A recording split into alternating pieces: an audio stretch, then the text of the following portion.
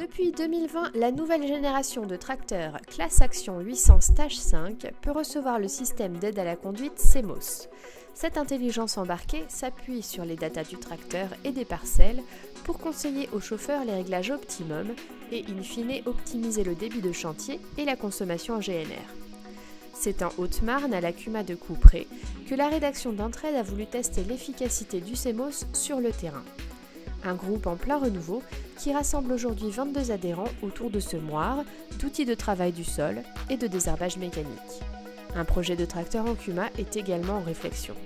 Pour cet essai, nous avions à notre disposition un Action 850 de dernière génération répondant aux normes anti-pollution Stage 5.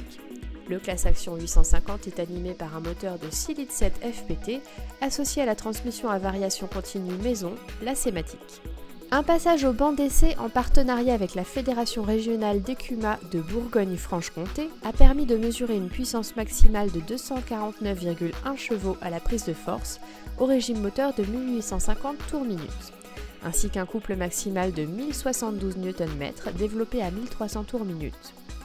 Côté consommation, la consommation spécifique varie de 225 g par kWh à 1300 tours minute, à 235 g par kWh à 1800 tours minute. De très bonne valeur. Enfin, précisons que notre modèle d'essai était doté d'une cabine en finition haut de gamme C-bis, incluant le terminal tactile de 12 pouces du même nom et la poignée multifonction C-Motion. Alors pour l'Action 850, c'est un tracteur très confortable, un bon comportement routier, même au champ, un moteur qui fait largement son boulot, j'ai envie de dire une bonne adhérence. C'est un tracteur qui marche bien, quoi. Tracteur qui marche bien. La chaîne cinématique avec la boîte Vario, il n'y a pas d'à-coups, c'est vachement fluide. Le tracteur cherche toujours l'optimisation du moteur. Et puis la transmission, c'est vrai que on a l'impression qu'il ne monte pas trop dans les tours. Donc je pense que pour la consommation, ça doit être bien aussi. Je pense que ça a bien été assemblé, quoi. C'est bien fait. Un tracteur très confortable. Comme on l'a vu sur route, au champ, le confort est là.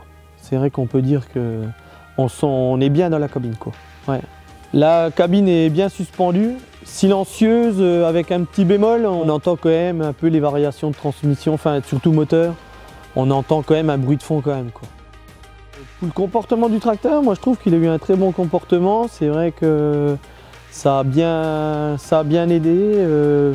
Au niveau patinage, au niveau choses comme ça, on n'est pas dans les bonnes conditions.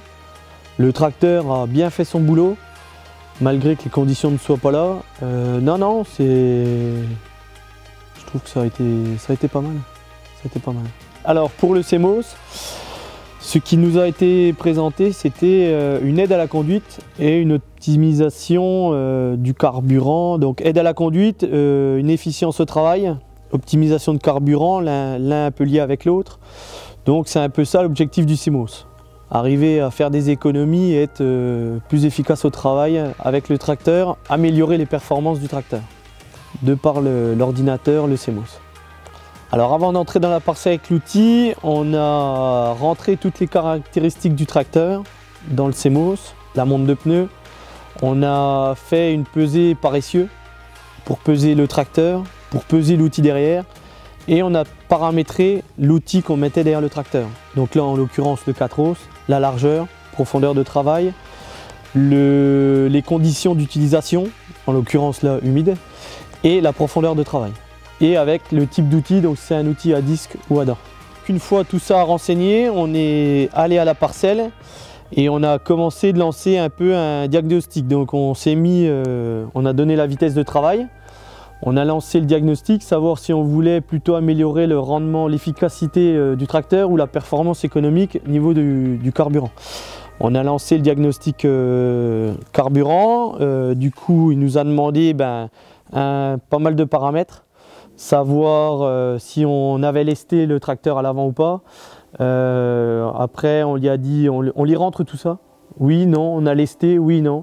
Est-ce que l'outil dispose d'outils à l'avant? Oui, non. Et puis c'est plein de questions comme ça qui font que à la fin on lance un diagnostic et il nous dit Ok, pour optimiser la consommation de carburant, vous n'allez pas vous mettre en régime économique, il faut se mettre en régime en power. Enfin, il nous dit voilà, changer de gamme, changer de scie, on va augmenter la vitesse, on va descendre, on va faire ça. On lance le diagnostic, suivant les optimisations qu'il nous a demandé, donc mettre le blocage, pour notre cas c'était mettre le blocage du différentiel, mettre des choses comme ça en place. Et de là, il lance un diagnostic avec 2 bâtons, rouge-vert, très facile à voir, et il nous dit voilà, si c'est rouge, est-ce que c'est bon ou mauvais? Là on dit que c'est mauvais. Il relance un autre diagnostic en changeant des paramètres internes au tracteur lui-même. Il change la variation de régime, il change un peu, pas la vitesse qu'on lui avait programmée, mais la variation de régime, il change de mode de conduite. Et là, tout d'un coup, on voit que le bâton monte en vert. Et il dit est-ce que c'était optimisé? Oui. Et là, du coup, il dit voilà, l'optimisation est réussie. On ne pourrait pas dire facile à utiliser. Il faut, déjà pour notre port, moi il me fallait l'autoguidage parce que sinon on ne peut pas être sur la tablette et en train de regarder ce qu'on fait. Il y a quand même beaucoup de critères à rentrer dedans. Il faut une parcelle quand même assez longue pour lancer un diagnostic qui est vraiment qui colle au terrain, je veux dire. Voilà. Donc du coup, il faut déjà quand même une belle parcelle. Et le diagnostic tombe à la fin, ça met quand même quelques minutes, quoi, le temps de tout rentrer dans la parcelle. Donc en quelques minutes, des fois, on a le temps de faire du chemin, quoi. Pour le CMOS, pour ma part, je pense que c'est pas un tracteur à mettre entre toutes les mains. Parce que rien que déjà de rentrer dans l'ordinateur, d'y mettre tous ces critères-là, de rentrer tout ça dedans, c'est pas si facile que ça. Faut quand même maîtriser du coup le GPS, faut maîtriser l'écran tactile, faut avoir le temps de faire tout ça, de mettre tout ça en œuvre. Avec pas mal de personnes qui vont s'en servir, c'est pas dit que tout le monde arrive à bien l'optimiser à fond. Après, pour une personne plus expérimentée ou qui vraiment fait beaucoup de boulot dans son tracteur, passe beaucoup plus de temps dans son tracteur, un propriétaire de tracteur achète ce tracteur-là en disant moi je veux optimiser à fond, j'ai que 2 tracteurs et puis celui-là je suis tout le temps dedans, je fais tous mes travaux avec. Je pense que oui, il y a moyen d'optimiser la conso, il y a moyen d'optimiser pas mal de choses. Mais encore faut-il tout renseigner dedans, tout paramétrer, rentrer tous ces matériels et là pousser le truc, il faut vraiment pousser ça jusqu'au bout. Ainsi, il ressort de cet essai que l'Action 850 CMOS est plutôt un tracteur d'expert, un outil qui, placé dans les mains d'un bon chauffeur, doit être capable d'aller chercher des résultats significativement améliorés, notamment en associant le CMOS aux autres éléments électroniques du tracteur, comme la gestion des fourrières CSM, pour n'en citer qu'un. En conclusion, il mérite qu'on lui consacre du temps.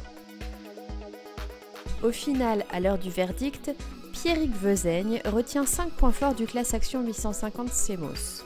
Les gains possibles avec le CMOS, le confort en cabine, l'adhérence et le comportement en conditions grasses, le moteur puissant et sobre avec passage au banc à l'appui, et la douceur de fonctionnement de la transmission à variation continue sématique.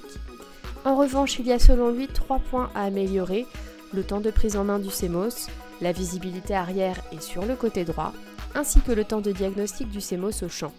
Précisons que ce temps pour établir le diagnostic par l'électronique embarquée dépend du niveau de précision demandé pour l'analyse.